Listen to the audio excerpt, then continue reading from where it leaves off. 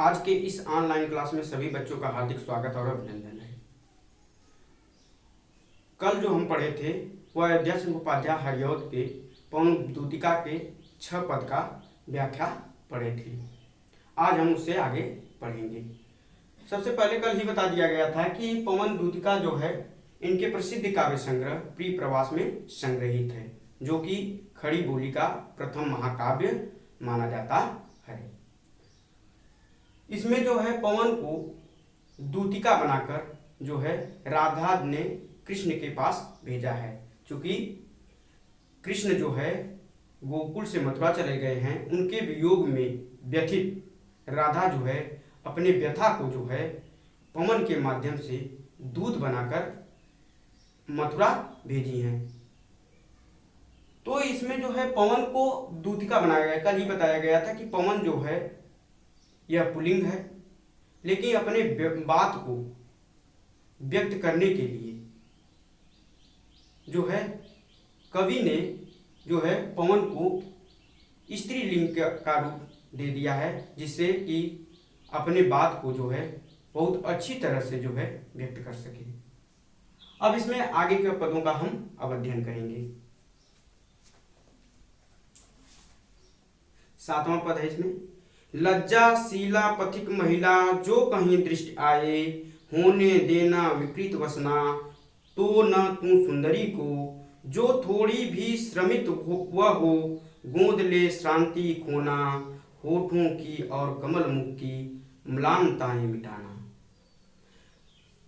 अब यहाँ राधा जो है पवन को जब संदेश लेकर भेजती है कृष्ण के पास, तो उसे कहती है, उसे समझाती है कि जब भी तुम्हें रास्ते में कोई पथिक जो मिले तो उसके जो दुख हों उन दुखों को भी दूर कर देना।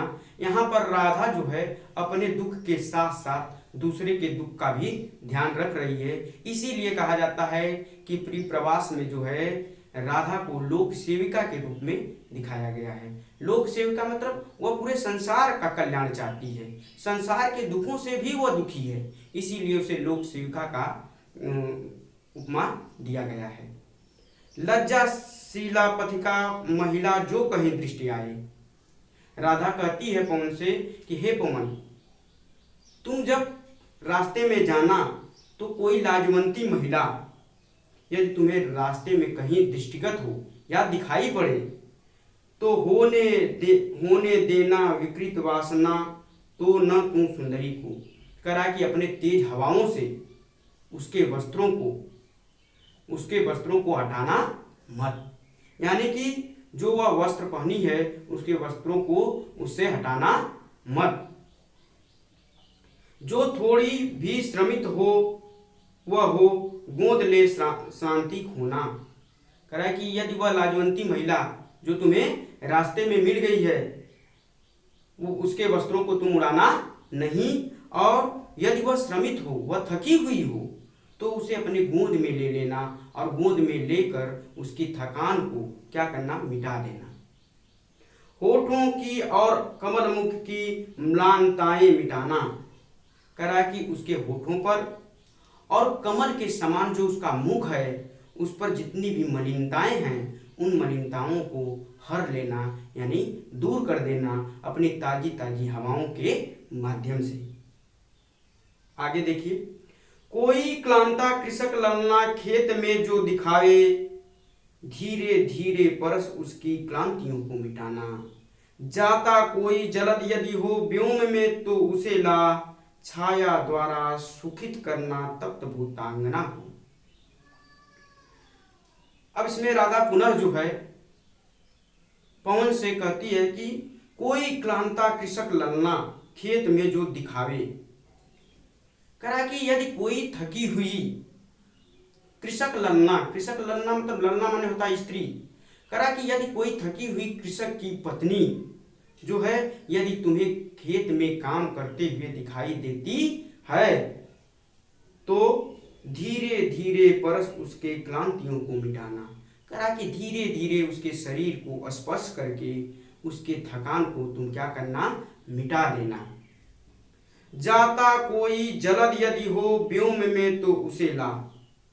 कह रहा कि जैसे ही तुम जहां पर वह कृषक स्त्री काम कर रही है, यदि तुम्हें आकाश में कोई मेघ का टुकड़ा जाता हुआ दिखाई दे तो अपने हवा के माध्यम से उस मेघ के टुकड़े को जहां पर वह स्त्री काम कर रही है उसके ऊपर लाकर उसके नीचे छाया कर देना।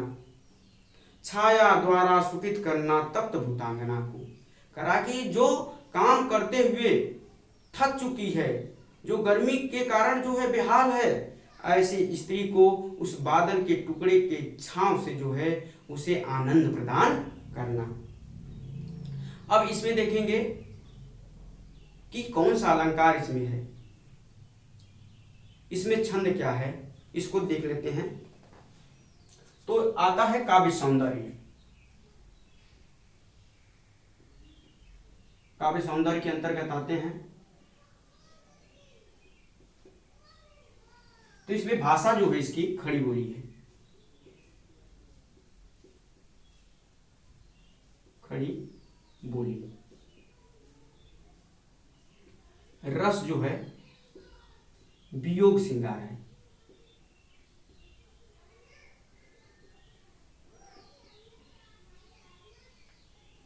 छंद जो है मंदाक्रांता छंद।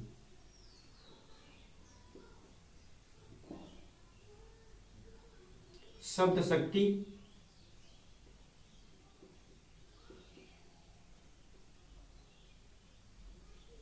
अविधा। गुण प्रसाद। अलंकार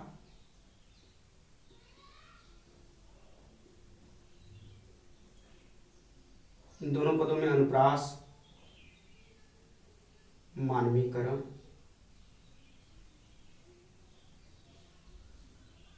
व पुनरुक्त प्रकाश अलंकार।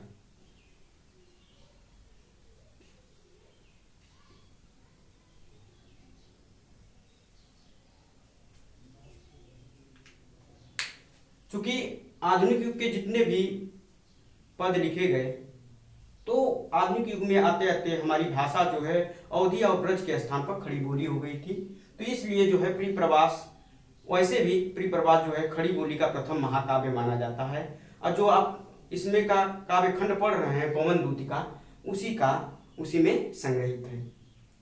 इसमें रस है, वियोग श्रृंगार है। वियोग श्रृंगार इसलिए है क्योंकि राधा और कृष्ण दोनों एक दूसरे से बिछड़ गए हैं। राधा जो है गोकुल में है और कृष्ण मथुरा चले गए हैं, इसलिए वियोग की दशा है। इसलिए इसमें जो है वियोग श्रृंगार या विप्लम्ब श्रृंगार है। छंद जो है मंदाक्रांता छंद है। मंदाक्रांता में 17 वर्ण होते हैं, तो इसलिए यहाँ पर कौन सा छंद है, मंदाक्रांता छंद। शब्द शक्ति अभिधा है। अभिधा 3 प्रकार की शब्द शक्ति होती है। अभिधा होती है, लक्षणा होती है और व्यंजना। अभिधा शब्द शक्ति वहाँ होती है जहाँ हम किसी बात को कहे और आगे वाला समझने वाला तुरंत उसके अर्थ को निकाल ले, वहाँ जो है अभिधा शब्द शक्ति होती है। लक्षणा वहाँ होता है जब हम किसी बात को घुमा कर कहते हैं, तो वहाँ लक्षणा होता है। और व्यंजना वहाँ होता है जब अभिधा और लक्षणा समाप्त हो जाती है, तब व्यंजना शब्द शक्ति होती है। इसमें प्रसाद गुण है। अलंकार में अनुप्रास अलंकार, मानवीकरण अलंकार इसलिए है क्योंकि इसमें जो है पवन को, एक हवा को, जो प्राकृतिक चीजें हैं उनको यदि मानव का रूप दे दिया जाता है तो वहाँ मानवीकरण अलंकार होता है। पुनरुक्त प्रकाश अलंकार वहाँ होता है जहाँ 2 शब्द का क्या होता है, पुनरुक्त होता है, यानी कि उसका दोहराव होता है। जैसे आप इस पद में पढ़े हैं धीरे धीरे परस कर, तो धीरे धीरे परस कर मतलब धीरे धीरे स्पर्श करके, तो वहां पर क्या है, पुनरुक्त प्रकाश अलंकार है। अब आगे देखेंगे।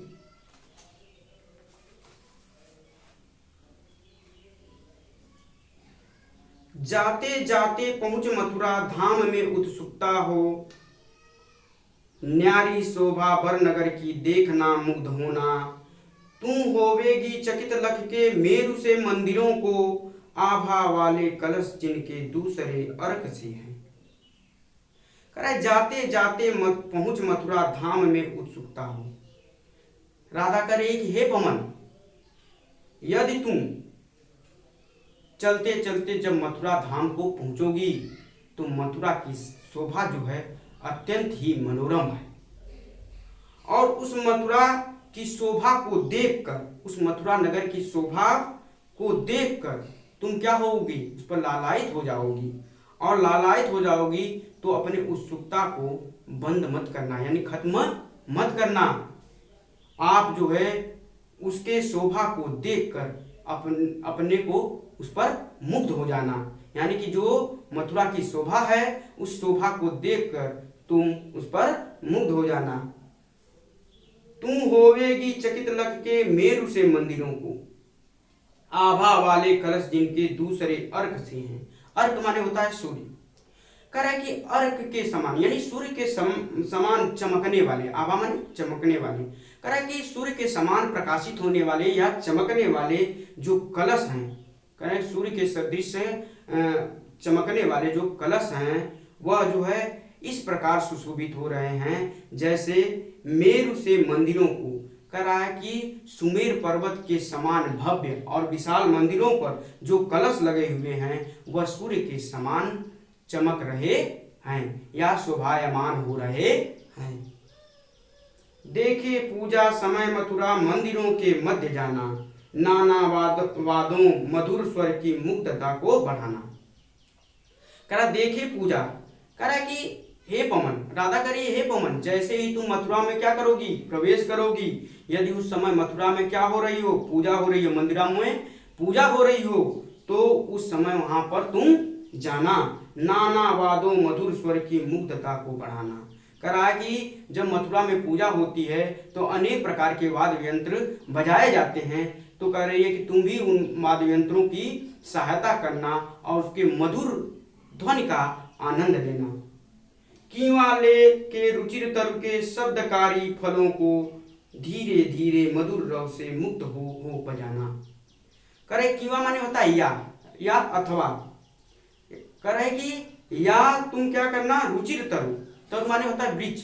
कह रहा है कि जो तुम्हारा पसंदीदा वृक्ष हो उस वृक्ष को क्या करना, उस वृक्ष का चयन करना और उनके जो फल जो तुम्हारी हवा के वेग से, हवा से आपस में टकराने से एक सुंदर ध्वनि निकलती हो, ऐसे शब्दकारी फलों को बजाकर तुम उससे सुंदर संगीतमय ध्वनि निकालना और उसे मुग्ध होकर, उस पर मोहित होकर उसे बजाते रहना। अब इसमें भी आप देखेंगे तो रस जो है इसमें रस परिवर्तित हो जाएगा, इसमें शांत रस हो जाएगा। यहां पर जो हो जाएगा वह शांत रस हो जाएगा इस पद में, शांत रस, और सब चीजें वही रहेंगी। अब आगे देखिए, तू देखेगी जलत तन को जा वहीं तदकता हो, होंगे लोने नयन उनके ज्योति उत्कीर्णकारी, मुद्रा होगी वरवदन की मूर्ति की सौम्यता की, सीधे सीधे वचन उनके सिक्त होंगे सुधा से। अब देखिए यहाँ पर जब कह रही है राधा कि हे पवन, जब तुम कहाँ पहुंच जाओगी, मथुरा पहुंच जाओगी, तो हमारे प्रीतम कृष्ण को कैसे पहचानोगी। तो इसमें जो है राधा जो है पवन को जो है कृष्ण की पहचान बताती है, क्योंकि पहचान तुम्हें जो मैं कुछ लक्षण बता रही हूँ जिससे हमारे प्रीतम को तुम भली भांत पहचान जाओगी। तू देखेगी जलत तन को जा वहीं तदकता हो। करा कि हे पवन, जब तुम मथुरा पहुंच जाओगी तो तुम देखोगी कि बादल के सदृश श्याम वाले मेरे प्रियतम को देखकर तुम उन्हीं में क्या हो जाओगी, तल्लीन हो जाओगी। होंगे लोने नयन उनके ज्योति उत्कीर्णकारी। कह रहा है कि हमारे प्रीतम के दोनों नेत्र होंगे, उन नेत्रों से जो है प्रकाश जो है प्रकाशमान होता, प्रकाश जो है निकलते रहते हैं। उत्कीर्ण माने निकलते रहते हैं। कह रहे कि जो हमारे प्रीतम श्री कृष्ण के दोनों नेत्र हैं उन नेत्रों से सदैव जो है ज्ञान के प्रकाश निकलते रहते हैं। मुद्रा होगी वरवदन की मूर्ति की सौम्यता की। कह रहा है कि जो उनका मुखमंडल है, जो उनके मुख की सौम्यता है, जो उनके मुख की सुंदरता है, उनकी सुंदरता को देखने पर ऐसा प्रतीत होता है कि मानो कोई मंदिर की मूर्ति की सौम्यता स्थापित हो गई है। सीधे सीधे वचन उनके शुद्ध होंगे सुधा से। कह रहे कि जो हमारे प्रियतम श्री कृष्ण जब कोई बात बोलते हैं या जब किसी से बात करते हैं तो उनके बातों में अमृत के समान जो है, अमृत से सींचे हुए वचन दिखाई पड़ते हैं। नीले फूले कमल दल सी गात की श्यामता है, पीला प्यारा वसन कटि में पहनते हैं फबीला। छूटी काली अलग मुख की कांति को है बढ़ाती, स वस्त्रों में नवल तन की फूटती सी प्रभा है। कर नीले फूले कमल दल की गात की श्यामता है। गात माने होता है शरीर। कह रहे हैं कि जो हमारे प्रिय कृष्ण हैं उनका जो शरीर है वह नीले कमल, जैसे नीला खिला हुआ नीला कमल होता है उसी के समान जो है श्याम कलर के हैं, यानी सांवला रंग के हैं। पीला प्यारा वसन कटि में पहनते हैं फबीला। कह रहे हैं कि वसन माने वस्त्र, कटि माने कमर में। कह रहे हैं कि वह कृष्ण जो हमारे प्रियतम कृष्ण हैं वो अपने कमर में जो है हमेशा जो है पीतांबर को धारण करते हैं और वह पीतांबर उन पर अत्यंत सुशोभित होता है, शोभायमान होता है। छूटी काली अलग मुख की कांति को है बढ़ाती। कह रहा है कि उनके बालों से जो एक लट उनके मुख पर लटकी हुई है वह जो है उनके मुख के आभा को क्या कर रही है, बढ़ा रही है। स वस्त्रों में नवल तन की फूटती सी प्रभा है। और मेरे प्रियतम कृष्ण जब नवीन वस्त्रों को यानी सभी वस्त्रों को धारण कर लेते हैं तो उनके शरीर से जो है प्रकाश की किरणें निकलती रहती हैं। इस प्रकार वह समझाते हुए पवन से कहती है कि ऐसे दृश्य जहां तुम्हें दिखाई दें तो समझ लेना कि वे मेरे प्रियतम कृष्ण हैं। अब आगे देखेंगे। सांचे ढाला सकल बपु है दिव्य सौंदर्यशाली, सत पुष्पों सी सुरभि उनकी प्राण संपोषिका है। दोनों कंधे वृषभ बर से बड़े ही सजीले, लंबी बाहें कलब कर की शक्ति की पेटिका है। करे सांचे ढला सकल बपु दिव्य सौंदर्यशाली। कह रहा है कि हमारे जो प्रियतम है कृष्ण हैं उनका पूरा शरीर एक सांचे में ढला हुआ है, यानी कि वह सुडौल हैं, दिव्य सौंदर्यशाली। वह जो है अलौकिक हैं, अपरिमित सौंदर्य से परिपूर्ण हैं। सत पुष्पों की सरब उनकी प्राण संपोषिका है। कह रहा है कि उनके शरीर से निकलने वाली सुगंध जो है उनके प्राणों की प्राणों को क्या करती है, संतोष प्रदान करती है, यानी मन को हमारे आह्लादित करती है। कह रहा है कि जो कृष्ण के शरीर से जो सुंदर पुष्पों के समान सुगंध निकलती है वह जो है हमारे मन को क्या करती है, आह्लादित करती है। दोनों कंधे वृषभ बर से हैं बड़े ही सजीले। और जो उनके दोनों कंधे हैं वह जो है बैल के समान बड़े ही सजीले हैं। अर्थात कहने का तात्पर्य यह है कि उनके जो दोनों कंधे हैं बैल जिस प्रकार बैल के कंधे बलिष्ठ होते हैं उसी प्रकार कृष्ण के भी कंधे बलिष्ठ हैं। लंबी बाहें कलब कर की सी शक्ति की पेटिका है। कह रहा है कि जो उनकी लंबी लंबी भुजाएं हैं वह हाथी के सूंड के समान शक्ति की क्या है, पेटिका है, यानी वह शक्ति के भंडार हैं। उनकी जो लंबी लंबी दोनों भुजाएं हैं वह हाथी के सूंड के समान जो है शक्ति के क्या है, भंडार हैं। राजाओं सा सिर पर लसा दिव्य आपीड़ होगा, शोभा होगी उभय श्रुति में स्वर्ण के कुंडलों की।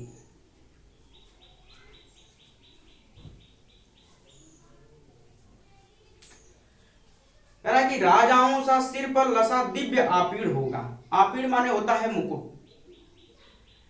कह रहा है कि राजाओं के समान उनके सिर पर दिव्य अलौकिक और अपरिमित मुकुट होगा। शोभा होगी उभय श्रुति के स्वर्ण के कुंडलों की। और कह रहा है कि उनके दोनों कानों में शोभायमान स्वर्ण के कुंडल होंगे। नाना रत्ना कलित भुज में मंजू केयूर होंगे। कह रहा है कि विभिन्न प्रकार के रत्नों से जड़ित उनके दोनों भुजाओं में भुजबंद होंगे। मोती माला लसित उनका कंबुसा कंठ होगा।